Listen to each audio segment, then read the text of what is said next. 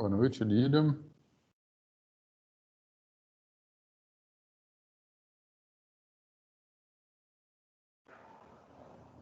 Oi, professor. Tudo bom? Joia. Vamos guardar uns minutinhos aqui para ver se o pessoal aparece. Tranquilo. Enquanto isso, se você puder só me confirmar se o compartilhamento de tela funcionou. Funcionou sim. Funcionou? Ah, legal. Tá bom. Tá. E álgebra linear 10/2/2021. Isto, perfeitamente. Maravilha. Uns minutinhos aqui para ver se o pessoal chegou. Se o pessoal está chegando. Você conseguiu já trabalhar um pouquinho na lista, Lilian? Como é que tá? Professor, eu só dei uma lida, porque Aham. meu tempo é um pouco corrido, eu mexo mais Sim. no final de semana. No fim de semana. Uhum. E como no final de semana passado eu já tinha coisa para entregar, Uhum. mas eu, assim, a minha lida eu achei um pouco puxado, mas não sei. Tá. Depois que eu pegar mesmo para ver as referências, aí eu dou uma guia. Tá bom. Uhum. E também, quando eu faço, eu revejo as aulas.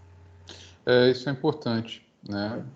Porque boa parte das coisas que estão sendo solicitadas nas listas, na verdade, a gente já tratou em aula, né, de alguma forma. Assim, é claro que não o mesmo exemplo, exatamente o mesmo exercício, mas a base, né, já tá toda lá. Na verdade, agora falta só a gente falar um pouquinho sobre conceito de base de espaço vetorial, porque aí já daria para fazer a lista toda, né? Por enquanto dá para fazer até o 4, se não me engano.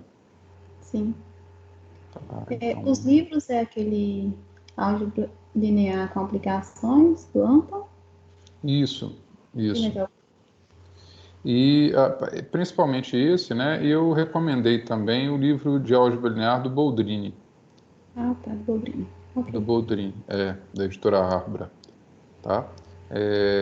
Um é um pouco mais didático, que eu acho que é o caso do Anton, né? Só que ele também às vezes acaba sendo se prolongando muito nos temas, né? Se debruçando muito sobre os temas, então pode ser uma leitura mais demorada, né?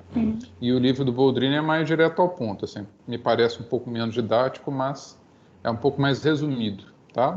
Eu fiz a indicação desses dois porque isso varia muito, né, de pessoa para pessoa. Tem gente que entende tem pessoa que né, prefere um outro, enfim, isso é muito pessoal, né? Concordo. O importante é ter alguma referência bibliográfica para chamar de sua. E aí pode ser qualquer uma, inclusive uma terceira que não seja nenhuma dessas, tá? Não tem problema não. Eu só não mexi mesmo ainda, porque eu trabalho de 7 às 5 e quando eu chego em casa a babá vai embora e eu tenho uma bebê de 6 meses. Aí tem mais trabalho ainda. Aí, pois é. Aí à Tá noite eu certo. só mesmo assisto as aulas, dou uma lida em alguma coisa. As listas eu E o deixo fim mais de para semana é que você se dedica mais a estudar. Aí é Isso. organizar bem o tempo, né? Para o fim de semana ser suficiente, né? Assim, para todas as atividades. Né? Boa noite, Thales. Tudo bem?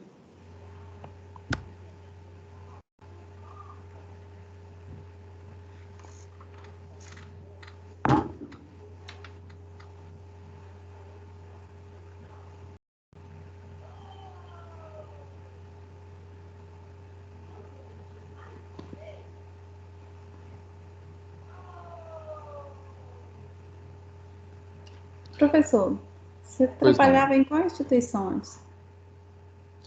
Eu trabalhei quase 20 anos no Centro Universitário de Sete Lagoas, de 2001 a 2019.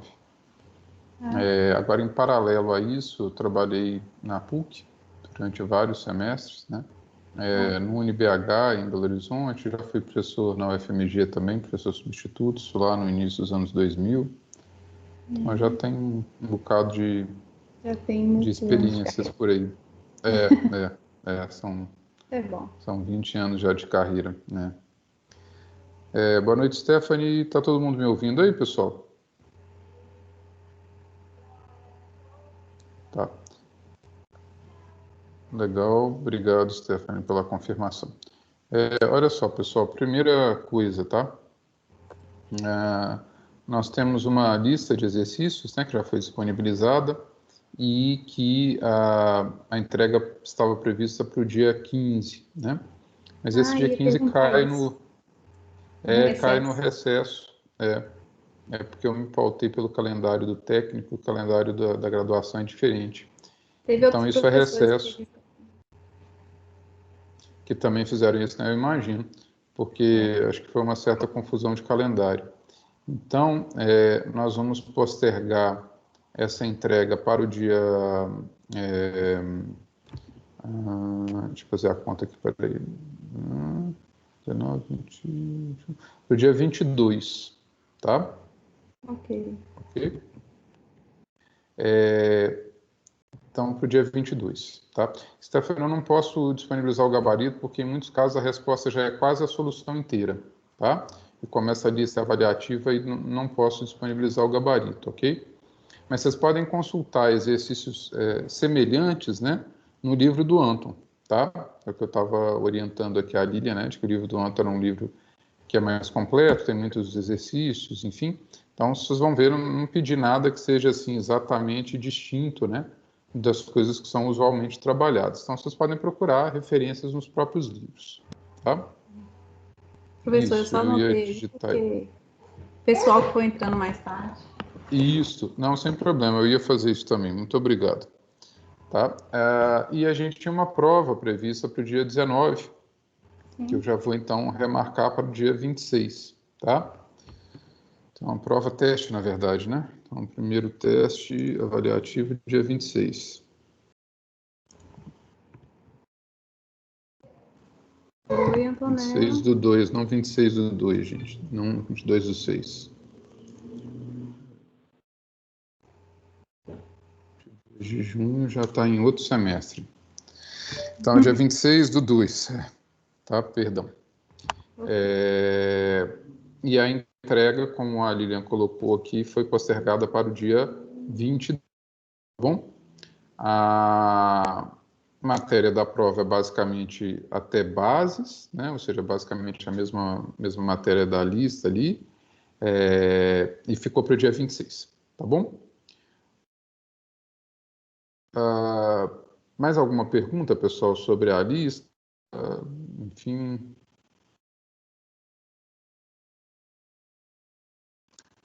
Tá. Então, vamos lá, pessoal. Eu vou compartilhar com vocês aqui um PowerPoint, só para agilizar, para que algumas coisas eu não precise ficar escrevendo, tá?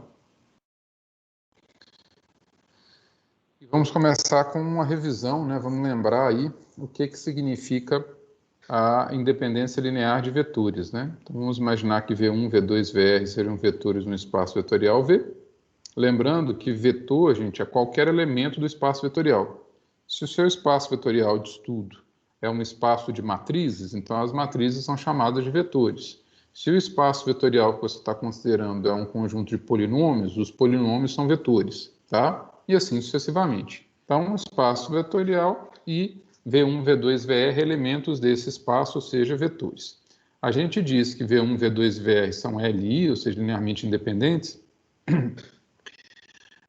quando a equação A1V1 mais A2V2 mais ARVR igual a zero só tem solução A1 igual a 2 igual a R igual a zero. Ou seja, a única forma de você fazer uma combinação linear dos vetores V1, V2, VR que tenha resultado nulo é se você colocar todos os coeficientes zero. Tá?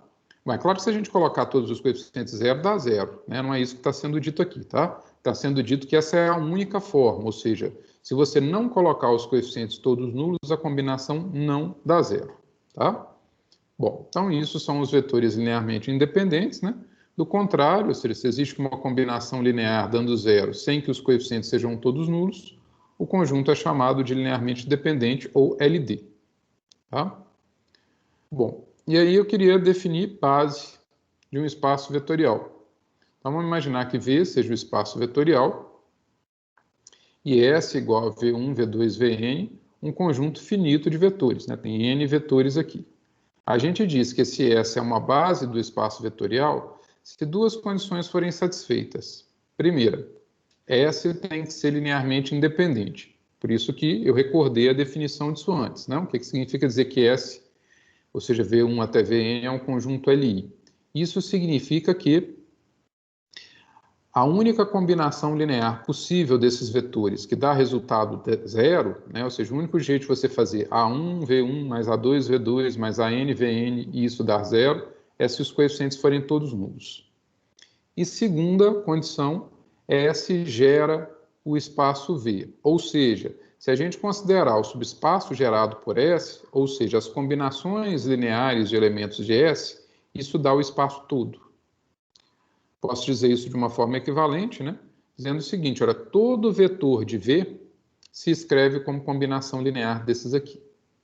Então, para a gente ser base, para você ter uma base, o que a gente precisa que ocorra?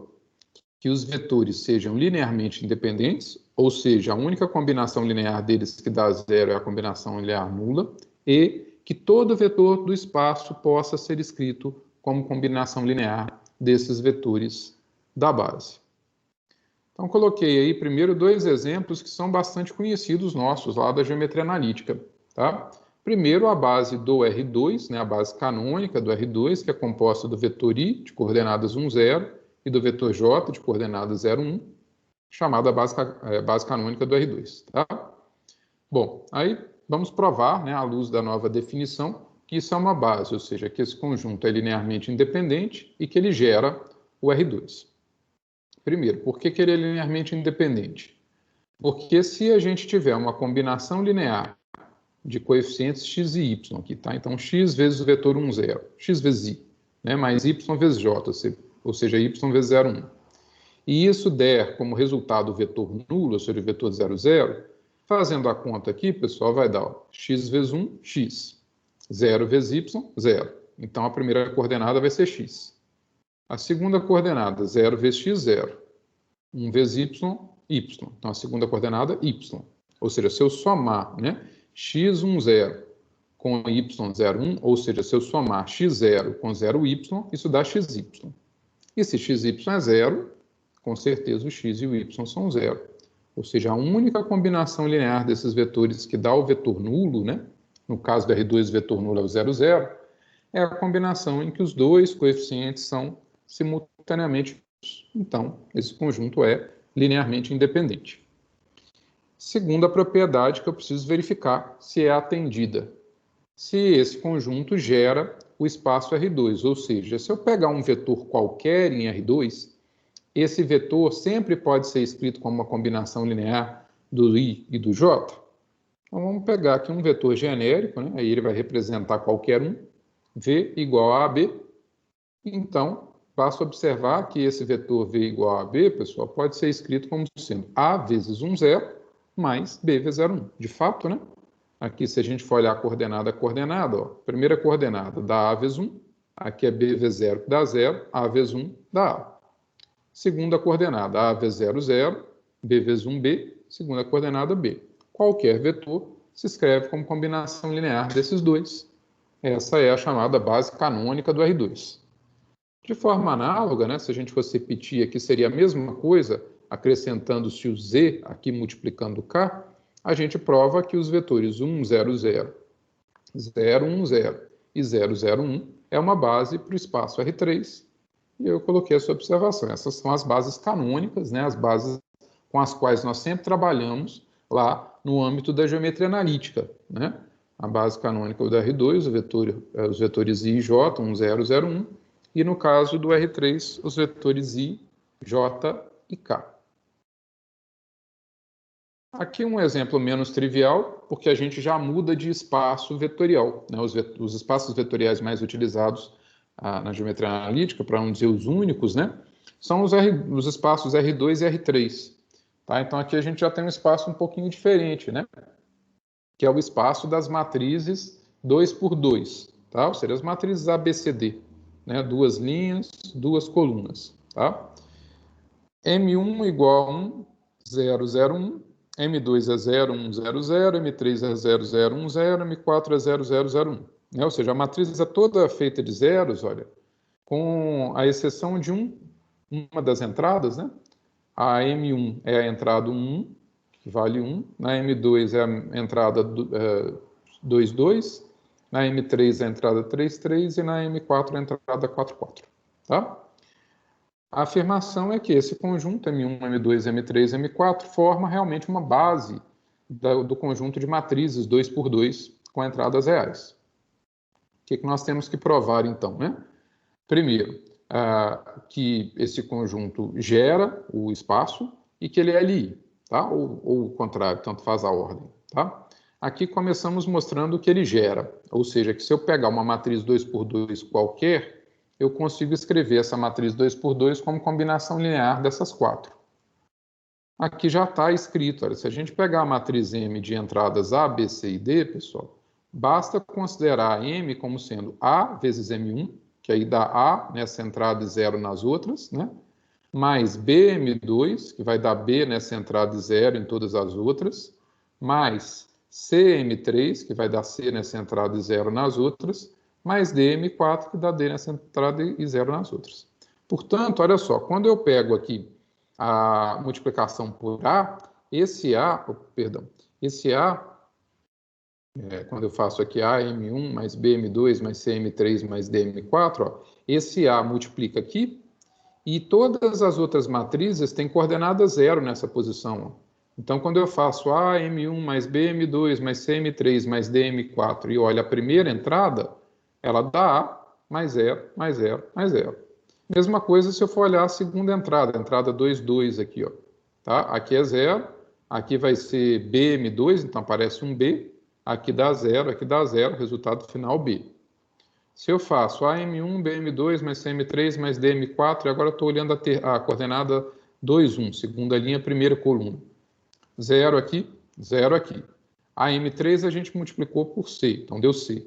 Aqui multiplicou por D, mas era 0, fica 0 mesmo. Resultado C, a mesma coisa se fizermos em relação a esse último coeficiente aqui, tá? O 2, 2. E para verificar se isso é LI, vamos montar uma combinação linear dessas 4. Chamei aqui os coeficientes de A1, A2, A3, A4, e vamos supor que essa combinação seja a combinação nula, tá? Mas aí, pessoal, olha, a mesma lógica que eu tinha discutido com vocês antes, né? A1 vezes 1, 0, 0, 0, mais A2 vezes 0, 1, 0, 0, mais A3 vezes 0, 0, 1, 0, etc., A4, 0, 0, 0, 1, isso vai dar exatamente a matriz A1, A2, A3, A4, porque cada uma dessas matrizes tem 1 numa posição e 0 nas outras. Então, fica exatamente assim. Para A1, A2, A3 e A4 ser a matriz toda cheia de zeros, é porque todas as entradas são nulas. O que significa que o A1 é 0, o A2 é 0, o A3 é 0 e o A4 é 0. Ou seja, todos os coeficientes são nulos. Portanto, nós temos aí 4 matrizes LI e que geram o espaço das matrizes 2 por 2, constituindo-se numa base. Tá? E aí eu queria mostrar um exemplo um pouco mais, digamos, completo, no sentido de que não é tão evidente assim que esse conjunto gere e seja LI, quanto nos casos anteriores. Nos casos anteriores, quase que só de olhar, né, para a forma como os vetores foram construídos, a gente quase que já tinha que aquilo era uma base. Nesse caso já não é tão claro assim. Então eu peguei U igual ao vetor de coordenadas 1 e 1, V, o vetor menos 1, e estou dizendo que isso é uma outra base para o espaço R2, outra no sentido de não ser a base canônica. Tá? Bom, para verificar isso, o que precisamos olhar, né? Aquelas duas condições, se esse conjunto é linearmente independente e se esse conjunto de fato gera o R2. Então, primeira parte, mostrar que isso é LI. Mostrar que é LI, pessoal, é sempre o mesmo joguinho. É você pegar uma combinação linear genérica, isto é, com coeficientes dados por letras, por incógnitas, tá? Então, eu pego um 1, multiplico por um número x genérico, pego o v, que é o menos 1, multiplico por um número y, e suponho que isso dê zero. Ou seja, que a gente tem uma combinação linear de 1 e menos 1, que seja igual a zero. Se isso acontecer, então a gente efetuando as pontinhas aqui, ó, coordenada a coordenada, primeira coordenada, x vezes 1, x, y vezes menos 1, menos y, somando x menos y. segunda coordenada, x vezes 1, x, y vezes 1, y, somando x mais y. Então, essa soma, olha, equivale a esse vetor aqui. Se isso está dando vetor nulo, ou seja, o vetor 0, 0, então é porque x menos y dá 0 e x mais y dá 0. Né? As duas aqui são iguais a 0. Esse sistema é fácil de resolver, até coloquei aqui direto a solução, mas é bem simplesinho. Se a gente somar as equações, por exemplo, olha o que dá. Fica x com x, 2x, né? O y com menos y corta. Então, 2x igual a 0, x igual a 0. Se você coloca x igual a 0 aqui ou aqui, por exemplo, aqui, x igual a 0 já te dá y igual a 0. Então, a única solução desse sistema é a solução trivial, x igual a y igual a 0. Ou seja, a única forma de fazer a combinação x1 mais y menos 1 ser 0 é colocando os dois coeficientes como nulos. Então, os vetores 1, 1 e menos 1, 1, os vetores u e v, são linearmente independentes. A outra parte, né? Se esses vetores geram o R2. Então, o que eu tenho que mostrar? Eu vou pegar um vetor genérico do R2, esse vetor AB aqui, tá? E vou pensar se é possível garantir que esse vetor AB possa ser escrito como uma combinação linear de 1, 1 e menos 1, 1. Ou seja, eu consigo escrever esse vetor AB como sendo x vezes 1, 1, mais y vezes menos 1, 1, para algum x e para algum y. Perdão, pessoal, vou ler aqui a página. Será que existem x e y números reais de forma que x vezes 1 mais y vezes menos 1 seja igual a esse vetor AB? Se a gente refizer essa conta, né? X vezes 1, x, y vezes menos 1, menos y. Então, primeira coordenada, x menos y, tá? E aqui está trocado, hein, pessoal? Acabei de ver aqui. Aqui está x mais y igual a, é x menos y igual a, tá? E x mais y igual a b. Então, troquem mentalmente aqui, por favor, tá? Aqui em cima é b e aqui é a. Não vai alterar em nada, não, mas é só... Depois eu conserto e já mando certinho para vocês. Mas é b aqui em cima e a aqui embaixo, tá? X menos y na primeira coordenada da a, x mais y na segunda coordenada da b. O que significa que a gente pode montar a matriz assim, ó, 1, 1, 1 menos 1, vezes xy igual, aqui está invertido, tá? É BA. Né? Eu só estou representando o sistema na forma matricial. Se a gente multiplicar, volta ao que estava. Ó. X mais y igual a B, x menos y igual a. Tá? E aí eu estou, ao invés de resolvendo o sistema, o que seria possível, né? Não é complicado, basta somar as duas aqui, por exemplo, já corta o y, a gente acha o x, tá? Isso era possível, mas eu queria apresentar uma forma alternativa para isso. Então, o que eu estou fazendo? Olha, primeiro, eu saí da forma do sistema, né, e representei esse sistema matricialmente. Tá? Por que eu fiz isso? Porque aí eu posso olhar para essa matriz dos coeficientes aqui. Ó. Essa matriz tem determinante 1 vezes menos 1, menos 1 vezes 1. Essa continha que está aqui. Ó. 1 vezes menos 1, menos 1 vezes 1, ou seja, menos 2. Então, essa matriz tem determinante diferente de zero. E a gente sabe, né, pessoal, que matrizes de determinante zero têm inversa. Bom, o que isso tem a ver com a questão? Aí é que está. Se essa matriz tem inversa, quando eu olhar para essa equação aqui, ó, eu posso multiplicar pela inversa dela desse lado e desse. Se eu fizer isso, multiplicar pela inversa dos dois lados, aqui vai cortar e você vai achar a solução. Ou seja, pessoal, quando a gente tem esses vetores aqui, ó, formando uma matriz quadrada de determinante não nulo, a matriz vai ter inversa, significa que esse sistema formado sempre tem solução. Então, eu já consigo um método mais eficiente para provar que isso gera o espaço. E, mais do que isso, até para provar que o conjunto é LI. Porque se eu substituir o A e o B por zero, eu vou estar exatamente na situação inicial aqui, ó, nessa situação aqui de cima, exatamente no sistema aqui de cima, x mais y igual a zero, x menos y igual a zero, que gera o sistema 1, 1, 1 menos 1 vezes xy igual a 0, 0, tá? Se essa matriz estiver inversa, você multiplica pela inversa dos dois lados, aqui some, e você acha como xy igual a 0, 0.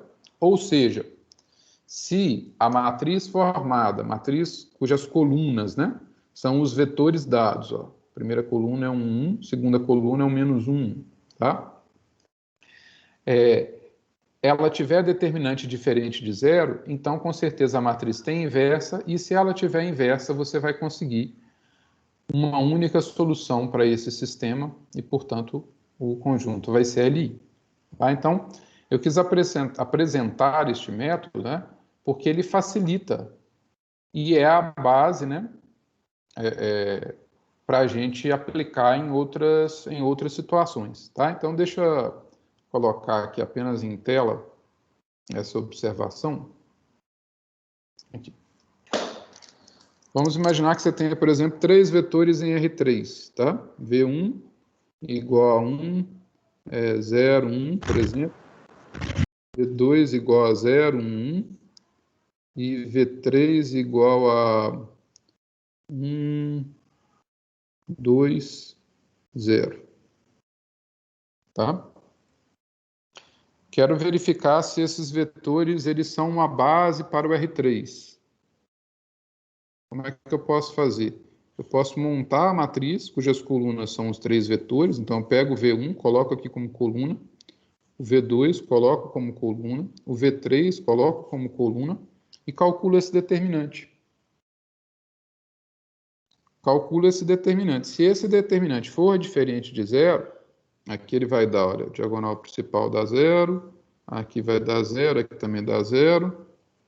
Na secundária deu 1, 2 e 0. Tá? Então isso vai dar menos 3. Fiz a conta aqui rapidinho, porque não é o objetivo aqui que a gente saia desenvolvendo essas continhas, né? Elas são simples de serem feitas. Mas esse determinante deu diferente de 0, quer dizer que essa matriz 1, 0, 1, 0, 1, 1, 1, 2, 0 é invertível. E se ela tiver inversa, pessoal, com certeza os 3 vetores são LI e geram o R3. Tá? Portanto, será uma base. Por que eu digo isso, né? Porque se a gente for tentar pegar um vetor ABC qualquer e escrever como sendo x1v1 mais x2v2 mais x3v3, o sistema que a gente vai achar aqui, pessoal, é exatamente dado na forma matricial por essa matriz multiplicada por x1, x2, x3 igual a ABC. Então, no momento em que eu mostro que essa matriz tem determinante diferente de 0, vamos chamá-la de A, essa matriz tem inversa. E aí eu posso multiplicar por A menos 1 dos dois lados, olha, do lado direito, do lado esquerdo, né? E fico com A menos 1 vezes A vezes x1, x2, x3 igual a menos 1 vezes ABC. A menos 1 vezes A vai ser identidade. Identidade vezes x1, x2, x3 dá ele mesmo. Então, aqui nós teremos A menos 1 vezes ABC. Isso me diz duas coisas, tá? Primeira coisa, melhor dizendo. Se ABC for 0, se a gente estiver procurando combinação linear que dê 0, 0 vezes qualquer matriz dá 0. Então, x1, x2 e x3 são 0. Então, vai ser LI. E se ABC for um qualquer, a gente acabou de mostrar quais são os coeficientes da combinação linear que tornam o resultado igual a ABC. É só pegar ABC e multiplicar pela inversa da matriz A. Tá? Portanto, isso gera. E aí eu tenho um processo algorítmico, digamos assim, tá? Para determinação de se um conjunto é LD ou é LI. Tá certo? Tudo bem até aí, pessoal? Tá. Tudo. Olha só, pessoal, eu tive um pequeno imprevisto aqui, eu vou precisar fazer uma interrupçãozinha na aula de uns 20 minutos, mais ou menos, tá? 30 minutos. Então, o que eu vou pedir para vocês? Para vocês mexerem um pouquinho na lista de exercícios nesse meio termo, tá? Porque aí no retorno eu vou tirar as dúvidas que vocês tiverem sobre a lista, tá bom? Aqui a gente já terminou a matéria da lista, tá? Então vocês vão dar uma adiantadinha nisso, por favor. Até quem, né, já ainda não teve muito tempo de pensar nisso, começa a dar uma olhadinha para no retorno a gente tirar algumas dúvidas. Tudo bem? Ok.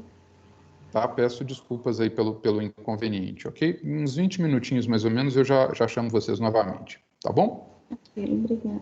Obrigado, pessoal. Eu que agradeço. Até daqui a pouquinho. Até.